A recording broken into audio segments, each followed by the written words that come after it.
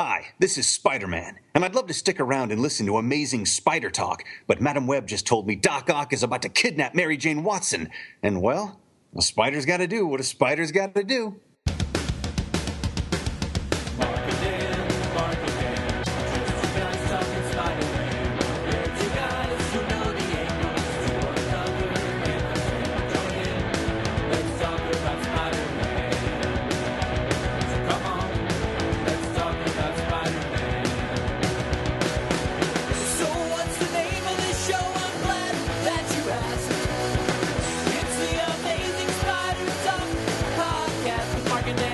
Hello and welcome to the Amazing Spider Talk. My name is Dan Gvozden, and I'm the founder and editor of SuperiorSpiderTalk.com.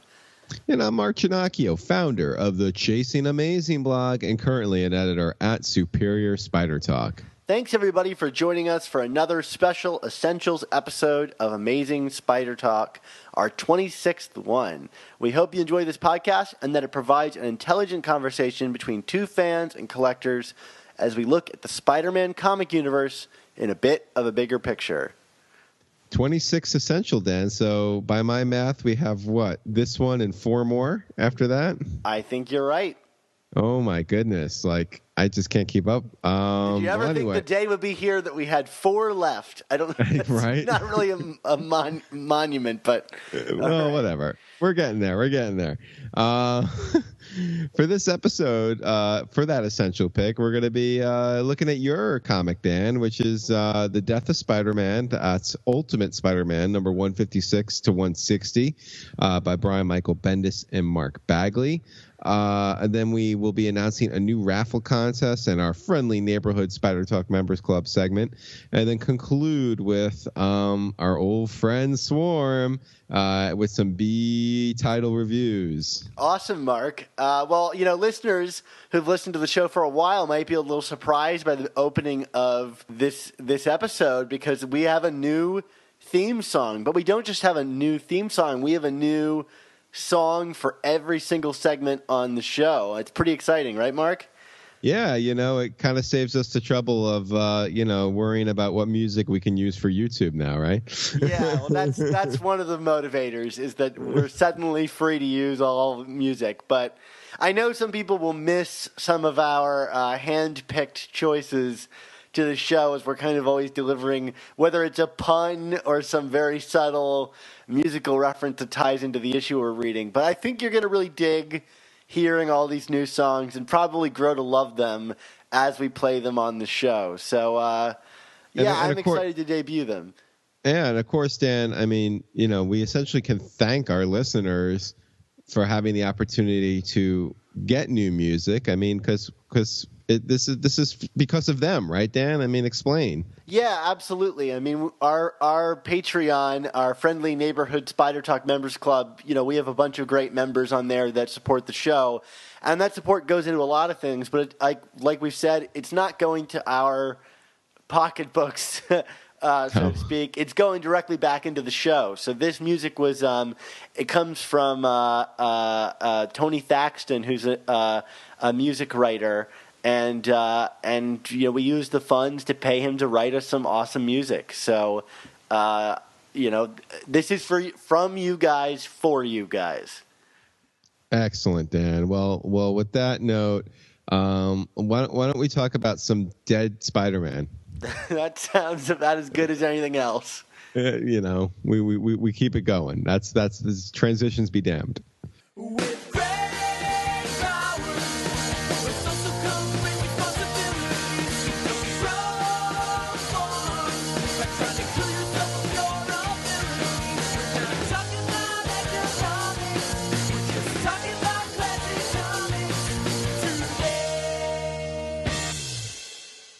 All right, Dan. Death of Spider-Man, Ultimate Spider-Man 156 to 160. It's an Ultimate comic, so it's got to be your pick because, I only discovered Ultimate like 3 years ago, maybe a little longer now. Spider-Man was already dead by the time you discovered it. I remember when I was starting Chasing Amazing, these comics were coming out, and I think I wrote a piece on it. It was like, well, they're killing Ultimate Spider-Man, but they'll never kill regular Spider-Man, not knowing like a year from then they'd be killing regular Spider-Man. With that said, Dan, what makes this an essential pick for you? Mark, it's funny.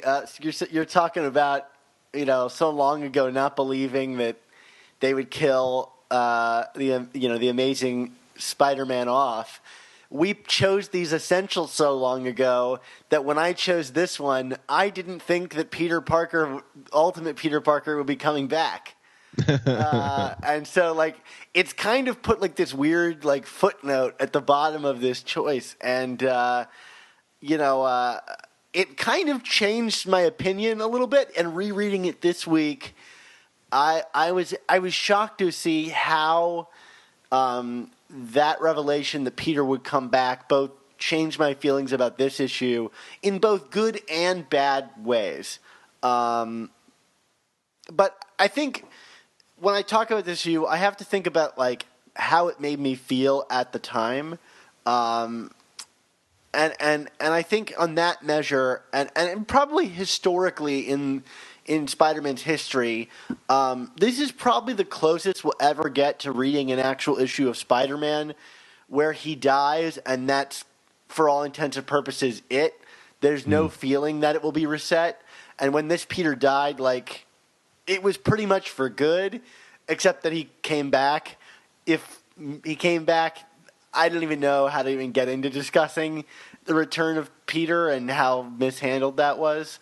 But like all Bendis Ultimate Spider-Man, it was kind of derailed by editorial mandate, which is interesting to talk about because this story itself was kind of an editorial mandate that Bendis kind of found a way to make work. But that being said, I think that is the kind of historical note I put on this is that we're never going to see Peter die in such an honest and heartfelt way as this. Maybe the issue itself could be better, or the story itself could be better, but the emotions that I brought to it I don't think will ever be higher. I'm never going to enter into Amazing Spider-Man and seeing that character die and actually think that he's dead. I mean, even Superior, Mark, I don't think either of us thought for a second that the character was dead. Oh, of course not. No. Yeah. And sorry, continue. No, we just kind of bring a kind of cynicism to that, because it's been done so much. But you read this after he had died, but it seemed pretty definitive, right? Yeah, I was just saying, there was always something about the Ultimate Universe where there was just kind of this inherent understanding that the rules were different within it, and thus, something that wouldn't be final in the mainstream could be final now. With that said, and I'll let you, if you still want to kind of outline more essential reasons, I'll let you continue. But there's probably going to be a little pushback from me on this, even kind of going beyond what came well after it with the return of Ultimate Peter. But do you have any other kind of things you want to put out front? Yeah. I don't want to jump on your notes here. Yeah, I also think that this comic, maybe not in the pages of this comic, but I think this is a really interesting point for the character of Spider-Man beyond Ultimate Spider-Man, as I think this is the first book to kind of straight up seed the idea that Spider-Man could be a legacy character, which I think has kind of been abused today. I think we're at the saturation point for Spider-Man legacy character roles. I think at the time this was a really exciting thing. I remember reading a lot of think pieces about Miles Morales and who would be replacing Spider. At the time we didn't yet know who it would be, but we all knew there would be someone. And I think that's an interesting place to put it. And then also that I think that this brings an end to what I still consider the longest, best run of any Spider-Man title, Spider-Man comic to date. Amazing has got a lot of, it's really long, and there's a lot of great pieces, but I don't think any Spider-Man title has been this consistently sharp for as long as this book has. And I essentially see this as kind of the cutoff point to that. I know there's a lot of people that really like Miles, and I like Miles to a certain degree, but I think Bendis kind of drew a line for himself here. And whether he was trying hard or not with Miles, I think the character has kind of been bungled since his inception.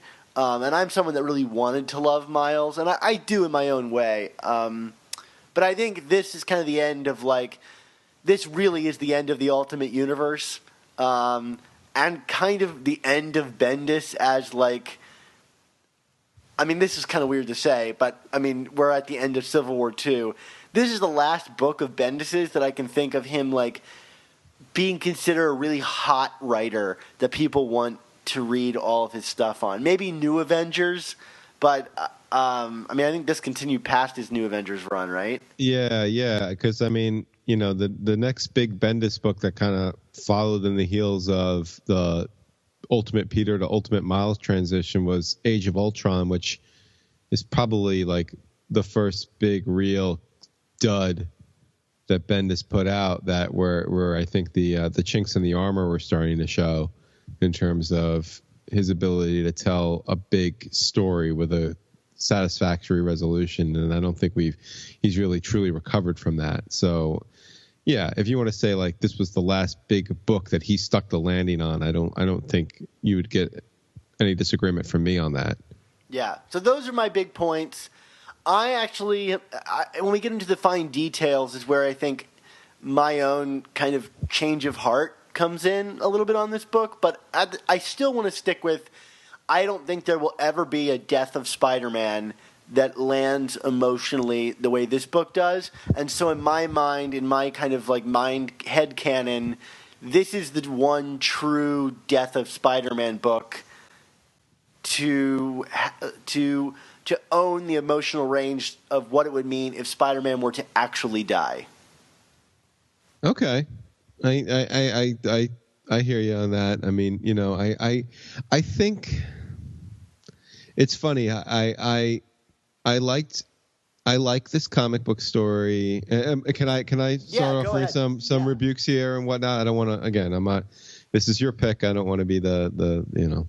Anyway, and I actually remember, even though I had not read Ultimate in full when this came out, I did read this in semi-real time in 2011, and I remember like kind of thinking about it in a vacuum and being like, oh, this is how you're going to kill a character. This is the way to do it. But you know, it's funny, like after going back and having read the entire Ultimate run and then rereading this again in preparation for this show, you know, like you know, a lot of issues started kind of percolating to me, and you know, some of it is powered by hindsight, but other of it is just kind of powered by, I think, things. If I knew then what I knew now, it would be a little different. Like, you know, beyond the return of Ultimate Peter in kind of in the lead up to Ultimate End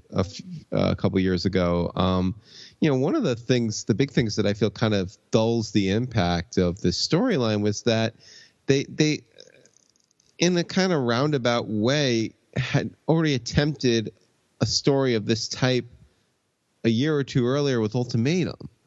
You know, like Ultimate Spider-Man, the first volume of it ends, what is that, like issue 133 or something like that, with, you know, it appearing that Spidey was wiped out in that tsunami from Magneto or whatever it was.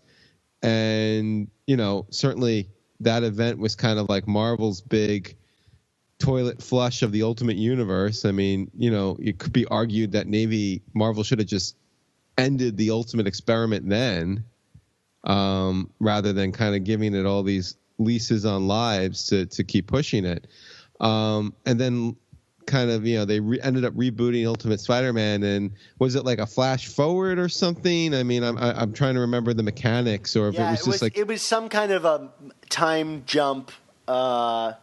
You know, Peter was dating Gwen, and New York was rebuilding itself.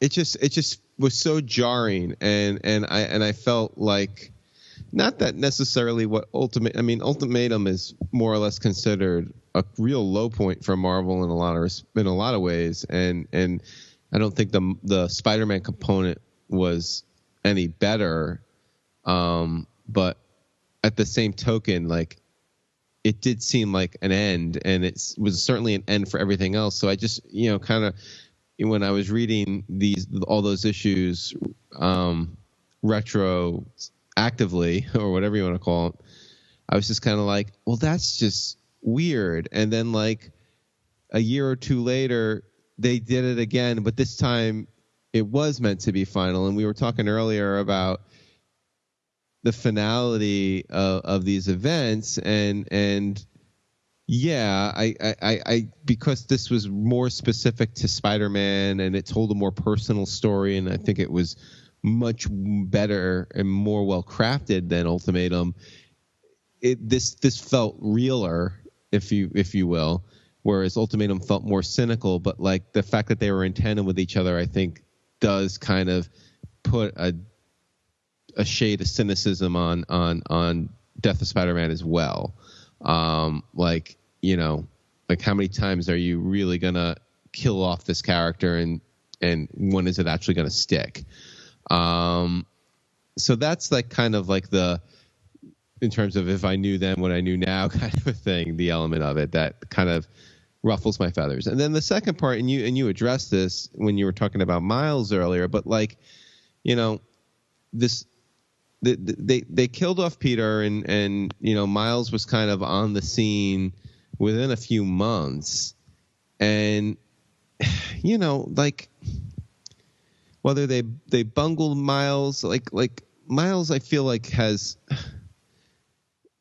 Bendis is clearly very passionate and protective of Miles, but at the same token, there also feels like there are a lot of handlers on Miles and trying to I don't want to say push an agenda, because that sounds a little charged, but, like, like, there's definitely this sense of, this is Miles, he's more reflective of what if Spider-Man was created today would be like, and then there's, like, this effort to, like, and look, he's got these powers that are a little bit better than Peter's. It's Spider-Man 2.0, and like, I can't get seeing what they've done with Miles over the years, and kind of how, not that they've shoved them down our throats, because I do like Miles, but there's just this, like, kind of relentless push of, we got to make Miles work, we got to make Miles happen. That it's hard to, like, look at now and be like, with hindsight, and be like, did we just go through this whole thing with the Ultimate Peter to kind of brush him under the rug and make way for Miles?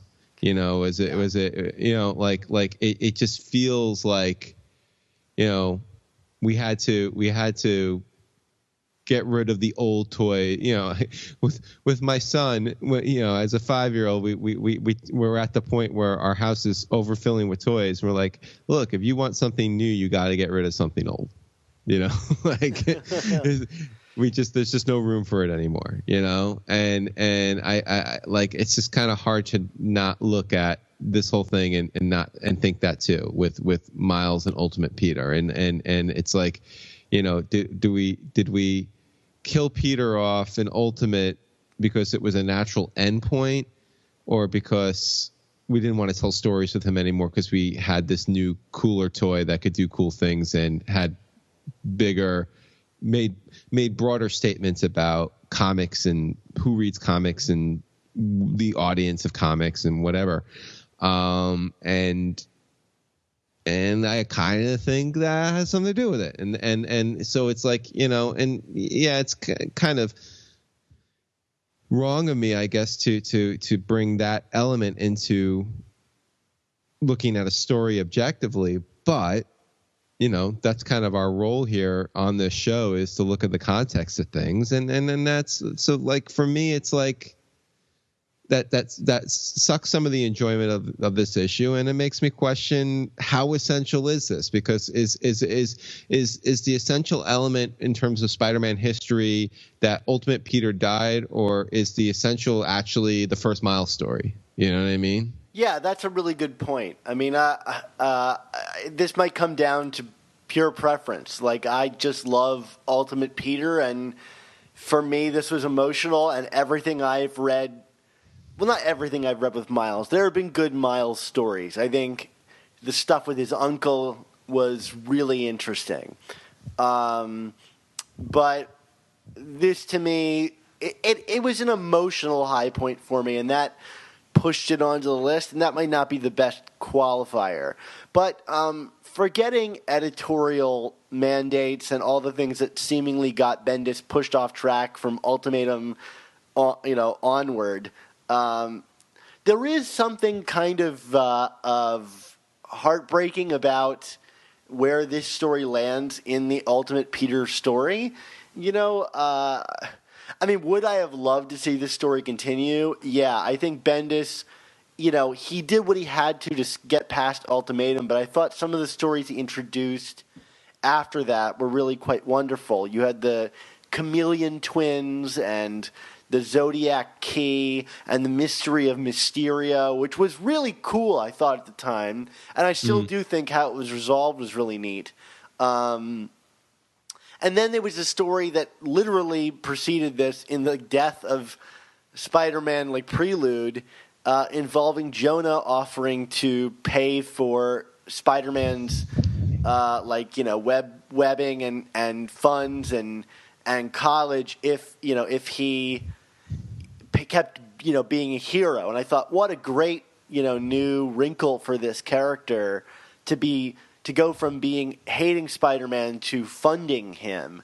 And the poeticism comes in that like any death, life doesn't crescendo at your death.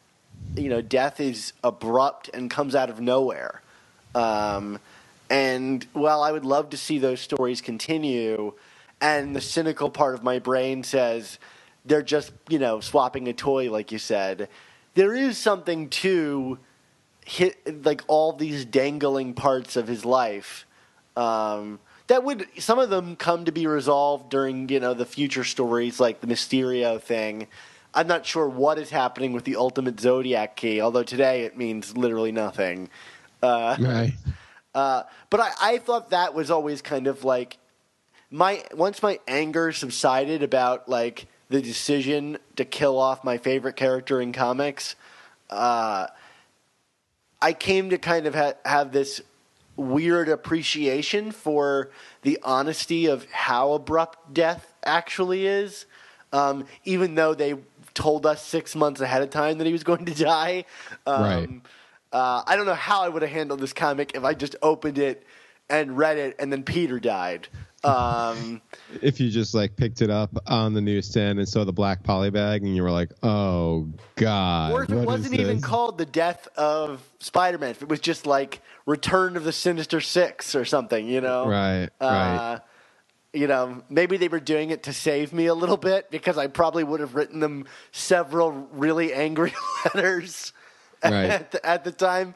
I was a bit more fanboyish, I think, then than I am today. But yeah, anyway, I just wanted to bring that up because it is an honest portrayal of the immediacy of death. And I do think the actual resolution for Peter is really touching. The idea that he saves Aunt May, and rereading it this time, I thought there was something kind of interesting in how all the elements that contribute to Peter's death are born of his change of heart from the first several issues of this story.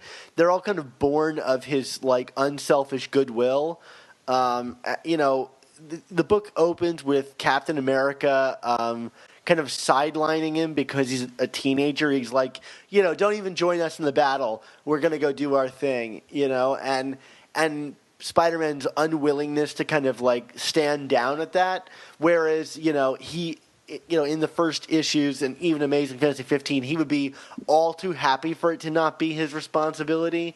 And here's a person that bore him ill will, Captain America. He's like, if it were up to me, we would, take away your powers and you're more of a liability, and yet he risks his life and basically sacrifices his life for Captain America, a person who had just wronged him. Well, to be fair, Ultimate Captain America was a bit of a jerk. Yeah, he's a huge. The A on his helmet stands for something else. Yeah. It doesn't stand for France. It doesn't stand for America either. Although maybe today's America. And also like a reversal on how it affects his family. Here it's his goodwill and nature and giving nature that ends up saving his family but costing him something. And so I kind of like that mirror of the origin of the character in some way. It doesn't hit it on the head, which is why I never really picked it up on it before, but it's something that I thought was interesting rereading it this time. Yeah. No, I mean, I think that's a good point. What did you think of them bringing back Norman and the Six for this? I mean, like, in one way, you kind of had to for the poeticness of it, but at the same token, it's like, again, when I read Ultimate, I kind of binged on it, so it was like I definitely had this feeling when I was rereading all this. I was like, oh God, Osborn again? You know what I mean? Like how many next chances is this guy going to get? Especially considering he had a great first death where he killed his son and then depowered and asked S.H.I.E.L.D. to kill him. That was a great death. I think there's an interesting element to this story where Norman comes back and he's not he's still crazy, but there's a different thing that's charging him. He because he's immortal, he sees it as though he's on God's mission to eradicate Peter from the earth. I think that's an interesting wrinkle. And at the time, it really frustrated me that we didn't get an answer to that. And, having read the Peter coming back stuff, I imagine that Bendis was working his way towards that. And I wonder how much of it was him knowing that he would bring them both back, Peter and Norman back again. Because there is something interesting to Peter coming back and defeating Norman with the help of someone inspired by his good deeds. Right. I think that's really kind of cool. It doesn't really land because the Ultimate Universe ended 2 issues later. Well, that, and also, I mean, Miles just kind of came in and was like, Venom sting. Yeah, well, don't get me started on that stuff. Super power up, AB start, Yeah. But I do think that idea is interesting. If that was Bendis's plan all along, and that speaks to even the ending of this issue, which we talked to Mark Bagley about on one of our first episodes, and asked him about that ending where Norman smiles in quote unquote death, and that still irks the hell out of me. It's such a wrong note to end this story on. Yeah. At the time, I didn't like it, and in retrospect, I didn't like it. I just don't. Even knowing what we know, even if Bendis knew what he was ultimately going to do, I don't know. It's not, to me, that's not the note you go out on. I wonder how much our feelings on all this would change if we got a conclusion to the reborn Peter story. Who is he? What is he? How are he and Norman doing this?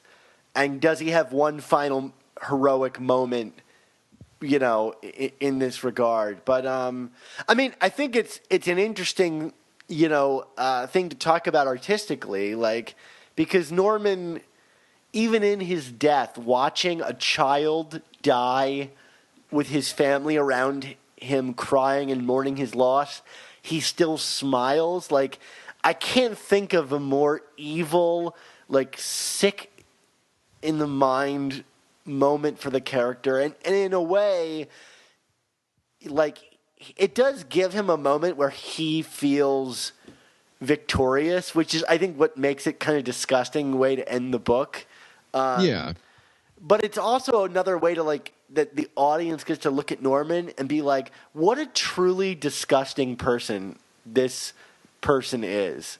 But that's the thing. When you're reading a book about a hero doing something incredibly noble and paying the highest sacrifice a hero can make, that's to me not the moment to explore the dark and twisted psyche of the evil in the book. You know what I mean? Like it's like, you want to do that in Ultimate Fallout, go for it. You know what I mean? Like that could have been like the first page of Ultimate Fallout #1 was, kind of back at the scene, and you see, we're looking back at the carnage again, but Osborn's got a grin on his face, and then you can kind of look at that with a new lens. But like, that should not have been the ending of the last Ultimate Spider-Man issue. I just can't wrap my head around who thought that was a good way to go. It's amazing to me that Mark Bagley, like, as he expressed to us that he doesn't like that, I'm surprised he didn't push back on it more at the time. I think at that point, this is just, I'm totally spitballing here, Bags was not the regular artist on the book anymore. And I think, let's let it be said, I think it was great that they got him back for this, because it did help add to the resolution of the story and the finality of it. But, it wasn't like, him and Bendis going 111 issues straight and having like a true collaboration. He was kind of a mercenary on this. So like, what say does he really have? You know what I mean? Yeah. Like, he's just kind of making comics at this point, whereas, I think if this was something if this was still part of their consecutive issue run, I bet you it would have been handled differently. And I think it kind of speaks to where Bendis was at that point too. I think Bendis was operating a little too without checks. You could talk about the editorial mandates dictating the general pulse of his stories, but I think you're really starting to see some of the decompression starting to come through in these issues and stuff like that. Like it's kind of like Bendis into 11 in a lot of ways, because I think it's just kind of, because who's going to keep who's the check to balance him out at this point. Yeah. Taking a step backwards from that page. Yeah. What are your thoughts on this like final battle? Because I think it's really, I don't know, I wouldn't say a fun read, but it kind of lives up to, like, in my mind, what like a final battle with Spider-Man should look like. Even all the way down to calling, doing a callback to Action Comics, Well, I was going to say, what are we considering the parameters of the final battle? Because I would say Peter showing up on the horizon, saying, dispatching the Vulture and saying who's next. Right. Okay. No, it's I just wasn't certain if you were talking about like Peter versus the full of the Six, or Peter versus just Norman, or yeah. You know what I mean? Like, no, it's very emotionally fraught, and it's well done, and Bagley's art is spectacular on it. The who's next thing with Vulture is just such a great kind of like, ringing of the bell, so to speak. It's ringing Vulture's bell. Yeah, but you know what I mean? Like, it's like, if it's very cinematic. Like, if this was a Rocky movie, the Vince DiCola main theme of the movie would start at that point. You know what I mean? Yeah, right. I'm just thinking about like Blondie, from the good, the bad, and the ugly. Like I could see Clint Eastwood rolling up on the horizon and saying that line. Okay, yeah. It's now doesn't like Craven hit him with like a poison dart or something like that? Or No, that's just on the cover. Okay. No, they all get kind of dispatched a couple of times through like Electro, Right? and short circuiting him and things like that. I love the moment where like Electro, like they're about to kill him, and Electro blasts Sandman, and is like, "No, I'm gonna kill him." And Peter's like, "That's fitting because I always thought that you were my, ultimate nemesis."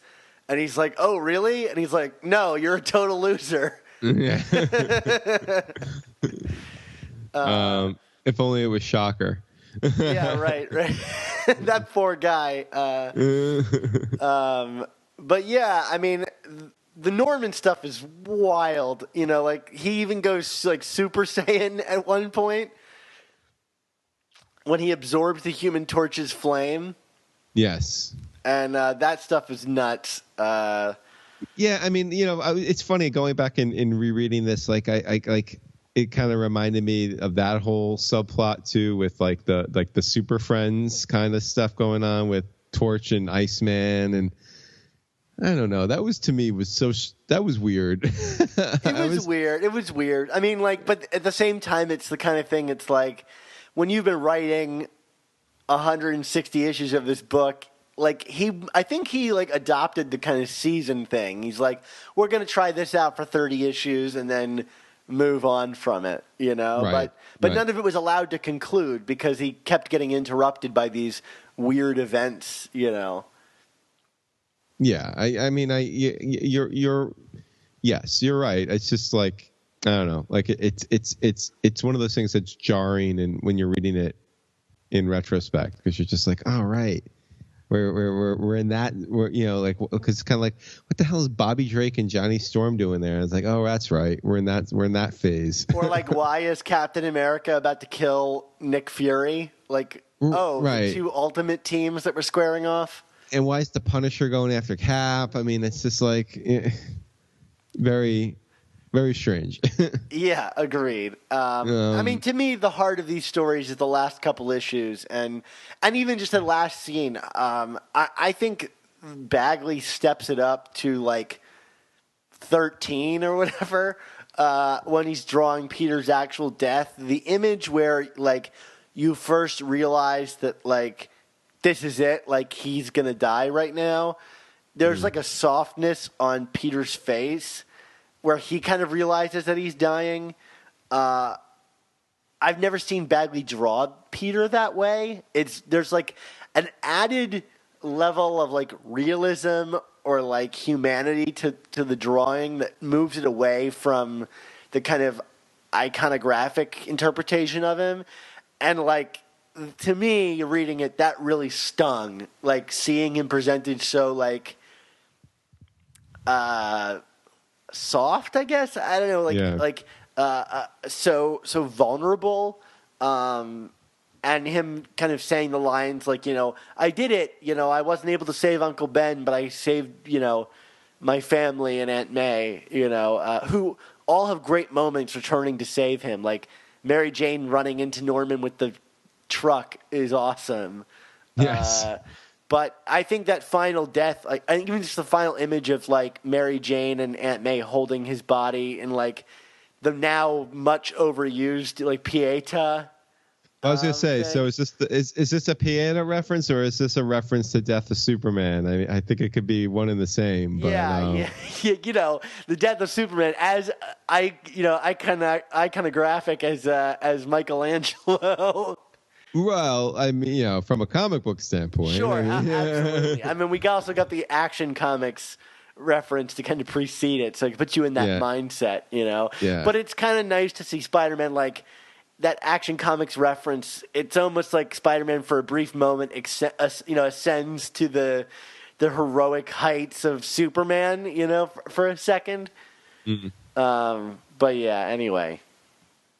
All right. I have my like hesitations about this book, but it still has an emotional place in my Spider-Man, like, I guess, headcanon or whatever. Yeah. Well, I mean, and again, I mean, for full disclosure here, I mean, you have a completely different relationship to this character in this universe than I do, and you know, whereas like, you know, thanks in large part to you, Dan, I can look at the Ultimate Universe in a much more appreciative lens than I did 5-6 years ago. I mean, you know, I think we talked about learning curve for Essentials, right? Yeah. I think that was one of your, and I wouldn't argue with you on that in a heartbeat. But yeah, I mean, there's something. And you have an Ultimate Spider-Man pick coming up in one of our final ones, I think. I believe so. If we're still going to go forward with it.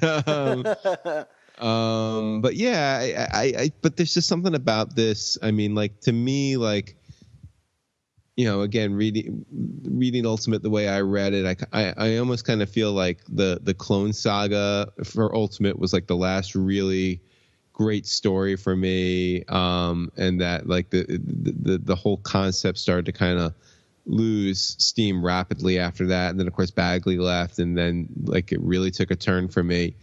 So with this, it's not that I don't like it, I do like it, but like I find a hard time claiming anything from the last couple of years of this series and this universe is essential, because like I just feel like, you know, both leading up to this and then following it, there were so many fits and starts and reboots and deaths, and you know, there was the cataclysm. There was just so much where you're just like, what do you know? And a lot of that had to do with Marvel just, you know, they had a great concept here that had run its course, but no one wanted to admit it. But like at the same token, it's like, you know, why not go out on top? I don't know. I mean, like, I guess it's very hard in a serial industry like comics to go out on top. I mean, who can? And nobody wanted to leave Bendis alone doing his own thing. Right. Well, because Bendis was making money, you know, like it's like, you know, it's hard to not want to get in on the cash cow, you know. But yeah, it's like if we had our own Ultimate Universe, I think and could go back and redo things in Spider-Man comics, I would definitely like want to redo the last few years of that series and maybe make it a little tidier and I don't know. I hate to say it, but you know, I think there is a place in comics for Miles Morales, but I would want to do that differently too, if that makes sense. Yep, I totally agree. All right, cool. So we want to segue into Friendly Neighborhood Spider Talk Members Club, Dan? I think you just did. All right, that's a segue.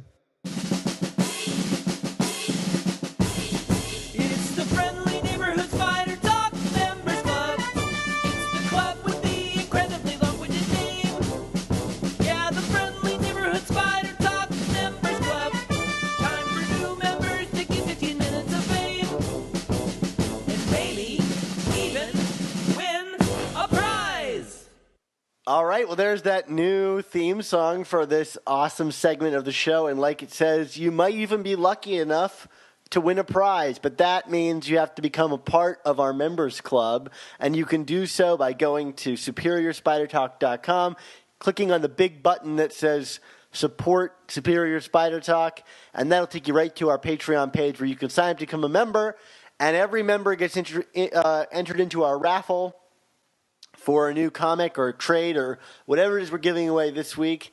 And this week we're giving away a really cool find. I happened to find a really great looking copy of Amazing Spider-Man number 250. Yeah, where'd you find this comic from, Dan? I mean, you have some methods, huh? I mean, like, you're not like raiding my collection from LA, are you? I mean, I don't know. I may have contacted your parents and had them send your comic over to me.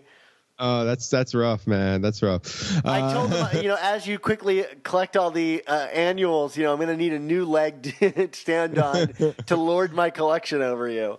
You're missing 250, son. Yeah, but 250 is a great comic. I mean, of course, it's the final Roger Stern, well, story and plot Roger Stern. I mean, he plotted a couple issues that followed this one, but it's kind of, I mean, for all intents and purposes, it's the end of the Stern JR run on the series, and it's actually the middle chapter of the last Hobgoblin series. It's story with Stern. If memory serves, we were sowing the seeds of Roderick Kingsley in this comic before that all got upended. Yeah, and it's got an awesome cover too. I mean, one of the cooler Hobgoblin covers with him and Spider-Man like grappling each other with a flaming background and a flaming pumpkin bomb. And my favorite little element on this cover is that Spider-Man is replaced in the kind of like Marvel like upper left-hand corner box, the number box, by the Hobgoblin, and he famously says, "It's great, steal it." Yes. And I bet that actually led to some real headaches for real retailers who saw the book actually being stolen.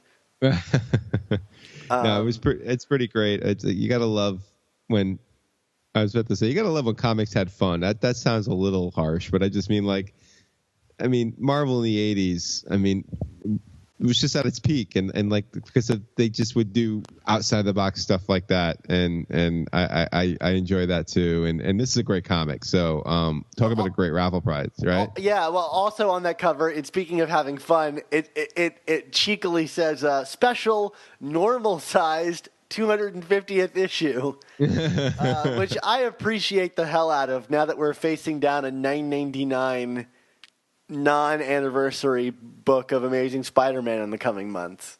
Right. Well, I believe Danny Figueroth was the editor on that issue. So clearly, and that just, all of those jokes have Danny's kind of, handwriting all over them, I think. Yeah, absolutely. So yeah, that's going to be our raffle, and next week we'll let you know who won the comic, and it will be sent over to them in their mail. So if you want to get entered into the raffle, please be sure to go to our website and click on the button that says support and join our patron group. So, yeah, awesome. Mark, you want to lead us back to the show? Yeah, well, regrettably, we go from offering you cool stuff to bringing in a reanimated Nazi skeleton made entirely out of bees. Yay. S-W-A-R-M. A reanimated Nazi skeleton. Reviewing bee titles while he's covered in bees. Actually, he's permanently covered in bees. He's coming for this podcast. He's coming for you. It's time for Swarm's Bee Title Reviews.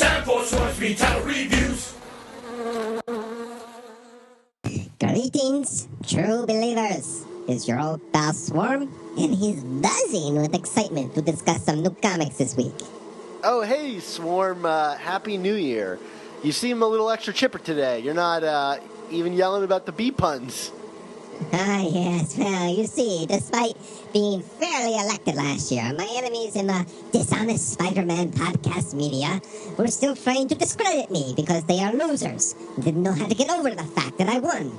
But now, as we enter the new year, it appears that everyone is finally getting around to accepting me as the Supreme Chancellor of the Bee-Book Reviews. Supreme Chancellor, like Palpatine? Dan, Swarms, guys, it's Mark. Sorry, I don't mean to interrupt you, but I have a really important announcement to make about the future of our show, Dan. Oh, well, we do that, seems like every other week. No, this is really bad. Jen, I just read a news report on BuzzFeed. Get it, Swarm? But there was some evidence in tampering in our B-Book host poll last year. Tampering? You mean like people voted more than once? What do you mean, Mark? Worse than that, Dan. So apparently there's a hive of hackers from the Primorsky Krai region of Russia that infiltrated our servers. It's uncertain whether or not the results were changed in any way, but there was some tampering. The Primorsky Krai region of Russia, Mark? Isn't that where one can find Russia's primary population of honeybees? Glasses push. Absolutely, Dan. I mean, would I make something up like that up without at least Googling it first? And certainly I just knew that off the tip of my tongue. Well, we're very intellectual here at Amazing Spider Talk. Wow, Mark, that's just a total game changer. Swarm, do you have any response to these? Well, they're accusations, to say the least. What? Hacking? Russia? This is absurd. Where's the proof? Disgusting. It could have been anyone who broke into your servers. Doesn't your site get hacked like every 3 weeks? Unfair. This is a conspiracy against me. Ask my friend, Sean Haddaby. Sad. And with that, Swarm has buzzed off, Dan. We're going to have to call Sean Hannity. Yes, it's. I'm sure Sean Hannity will have some of the bees from the Primorsky Krai region, and defend them as being very American bees for voting for Swarm. They're Americanized bees. Very patriotic. Anyway, so speaking of patriotism, Civil War #2. Oh, the that last was pretty issue. smooth. Right? We try. Kind of keeping with the theme of our new B-Book reviews, where instead of going laboriously through all of these issues, we're just going to kind of pick one or two here. Civil War 2 ended its run this week. Dan, I don't know if when we were doing the individual issue reviews, if I gave a single issue a positive review or found it buzzworthy, as Swarm would say. You did. I did? Okay. I mean, I think when it started, you were a little more positive to it. I had a lot of doubts. I just felt that the general premise was very flimsy, and the whole thing felt just kind of a cynical way to kind of get some cash on a concept that was far more popular, even if it was popular for reasons I'm not always on board with. This comic ended its run, and again, it's kind of we're under the impression that everything has changed, but Dan, this whole thing is just a mess. Like, what am I supposed to take from this series? What did you take from this series? Well, was there even a war in this, Mark? I mean, it came down to the very end. It's just the two people that have been fighting from the very beginning. I think there were some interesting ideas about this kind of profiling thing and how that, and making Captain Marvel as kind of the top cop. And I don't think her character change is as dramatic as some people had made it out to be, saying that this is character assassination, because I've been reading her series and all the books she's appearing in leading up to this, and it actually kind of makes sense. But this final issue is such a nothing. They didn't even have the balls to kill off Tony Stark. Spoilers. Yeah, I mean, it's they didn't that was the other thing too. I'm like, what am I taking away from Tony Stark's future? I mean, it's they're clearly putting him on ice in a way so that once again we can kind of play around with a new toy as a major Marvel character, but I don't know. I thought Tony Stark was supposed to be the new Marvel mascot, and instead it's I don't know. There's nothing about the way this whole series ended and the status quo going forward that makes me go, wow, I really want to read about these characters some more. Yeah, and what really gets me is the previous issue had this kind of cool tease of the Old Man Logan world and the possibility of that being the future based on some big event that happens. And it's tough to get involved in a book when it's this event that ends the book is going to have ramifications, when the event that ends the book isn't really that interesting, or even less interesting than they made it out to be. Tony Stark is in stasis? What? Even the characters can't elaborate on what that means. They're he's in some kind of thing we can't tell you about and can't explain. And you're well, then I don't give a Right. And Ulysses or whatever, he goes on to become some new eternity. He's like a cosmic deity now, right? I mean, essentially. Yeah, but even the result of his powers, when I turn the page and it was solicit covers for future issues, I almost rage quit the book. Which is basically what it happened at Age of Ultron too. I mean, this is the second, the major Bendis event in a row where the last issue became solicits for all the new products that Marvel was pushing because of this book. It's what are you doing? It's such blatant, crony capitalist bullshit, Yeah. And I just don't get, because even with some of the events that were not as great over the last few years, maybe what do you call it? Axis, you could say, was pretty terrible on all fronts. But Original Sin, which I didn't love, but I don't know, why do we only seem to get this kind of bottom of the barrel with these Bendis events now? I just don't get, is it that Bendis is more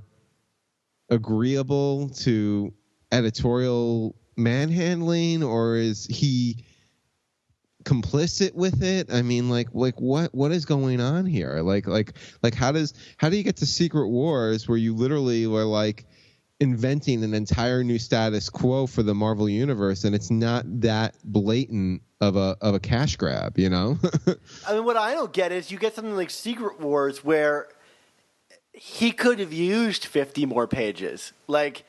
Yeah, parts of that story are missing, And here's a book that was given even more time than Secret Wars, and there's just nothing contained in it. Nothing, literally nothing happens other than Carol and Tony getting angry at each other and the Hulk dying. Right. Which almost feels like a tangent to this story. It didn't really further their anger towards each other. They were angry from the get-go. Yeah, the whole Hulk dying thing, I think the only great thing that came out of that was, did you read the Spider-Man Deadpool Christmas issue? I did, yeah. I enjoyed Deadpool's gift to Kate Bishop, which he thought was for a regular Hawkeye, which was, I killed the Hulk and all I got was this lousy T-shirt. The other thing that's a real shame about this is, you've got Marquez doing the artwork, and this guy is a superstar. And he has a couple amazing spreads in this final issue, like the one of Tony launching all those missiles at Carol over the Capitol building is awesome. But for most of this issue, it was just talking heads. What a waste of this artist. Yeah. If we do want to kind of find a silver lining, I will also add that, and I guess it's no thanks to this series per se, but I did how this planted the seeds for Champions with Miles's character. And I think, Champions, I just read the most recent issue, and I still maintain it's one of the best new books Marvel's put out in a while for me. In terms of just kind of the overall aura and lightness and fun of it, you know what I mean? And and I kind of like that idea of the old guard and the new guard, and kind of the generation gap with these heroes right now. But that was just a seed that was planted. It's the creative team of Champions that's actually making that concept sing right now. Nothing in Civil War makes you go necessarily oh, I want to read a book about that, because they don't, nothing in it feeds that in any tangible, meaningful way, if that makes sense. Yeah. And imagine, maybe this book could have been more effective if, let's say, it was published on schedule. We're now 4 issues into Champions, and this book is dropping on the same day. You know what I mean? Yeah, that's the other thing too. We're now second big event in a row that's just got majorly derailed by schedule. And like you said, at least with Secret Wars, you can make the argument that there was just so much density to it that it was just not going to happen in a reasonable timeline. But for this, what was the holdup? What what needed to be redone. You know what I mean? Like, yeah. I mean, I think Marvel, the lack of sales on this book, and this new announcement about the digital codes, which we'll get into next week, and like the kind of like sales hit that Marvel's been taking, like I think they've earned every inch of it. Yeah, it's unfortunate, and you gotta think in terms of Bendis. This has got, in terms of big blockbuster books where he's the name that sells it, this has got to be the swan song, right? Yeah, I mean, I think people are straight up sick of these events. I think Monsters Unleashed is going to just tank. Yeah, I mean, are we, Dan, I'm asking you on the air, are we like going to be talking about that on this show? Because I have no interest. I have no interest in picking it up. Okay, I just was like, what is this? I keep seeing the answer. Which is a shame because I think after Secret Wars, I would have told you, all right, I'm back on board for these events. Right. But not like this. No, and I mean, is there anything else like of company-wide that's in the hopper that's been solicited beyond Monsters Unleashed? No, I don't think so. I'm sure they're working on whatever it is. Oh, I'm sure they are, but I'm just saying. But like, I think we were starting to hear about Civil War II around this time last year. Yeah. Whereas, I think, because I mean, we're only a few months out from Free Comic Book Day, and that's usually kind of like the big day to start sowing the seeds for the summer events. And I think the next thing is just going to be a slew of number one relaunches. Yeah, probably. I think Spider-Man's going to relaunch this summer. I think he's going to lead the charge for a bunch of other relaunches. Yeah, he might relaunch in time for his movie. Well, not for his movie, in time for my book. How fortuitous. Are you twisting some wrists over at Marvel to make that happen? Yeah, exactly. There's nothing else going on that's related to Spider-Man this summer, so it might as well just be about my book. Yeah, there you go. All right, Dan, why don't you start taking us home?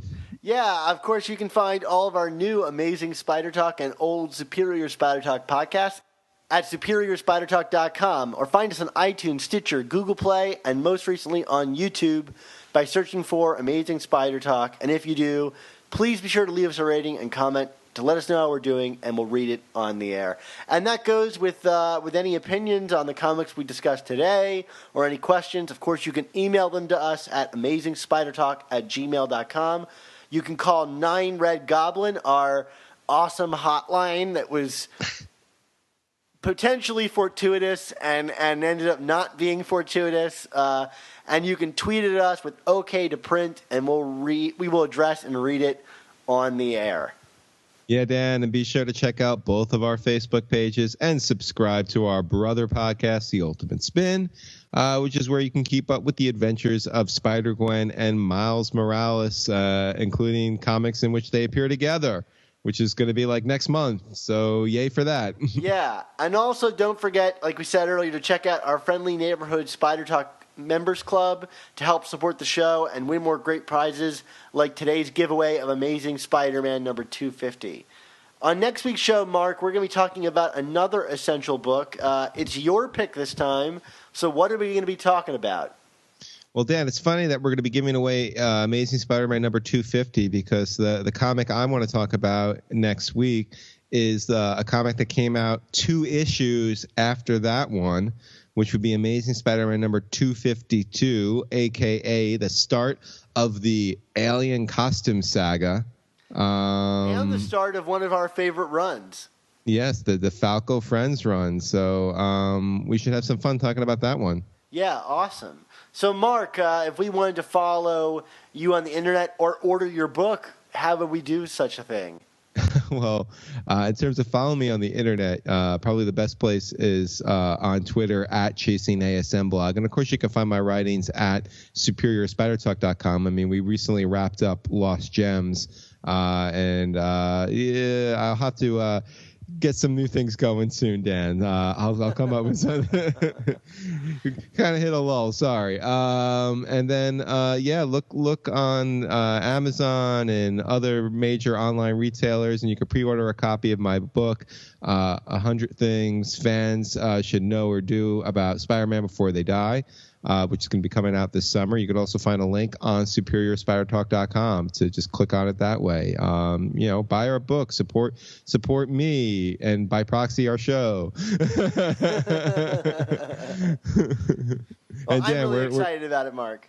Oh, great. Now, Dan, where can we find you? You can follow me on Twitter at SupSpiderTalk. And, Superior Spider Talk is the home for all the things I'm writing these days. Mark, your Uncle Ben is dead for good now.